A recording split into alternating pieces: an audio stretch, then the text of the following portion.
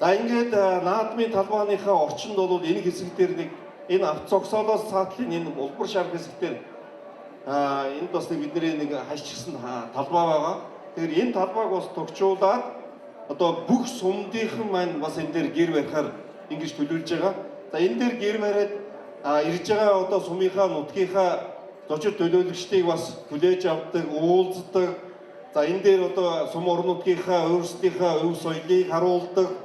Ирсэн зочид ирээд одоо энэ нутгийнхаа өв соёлыг, түүхэн дурсгал зүйлүүдийг бас хардаг, үздэг, сумын удирдлагуудтайгаа уулздаг ийм одоо орчныг бүрдүүлээгээд соёлын хүрээ гэж одоо бид нэрлэж байгаа юм.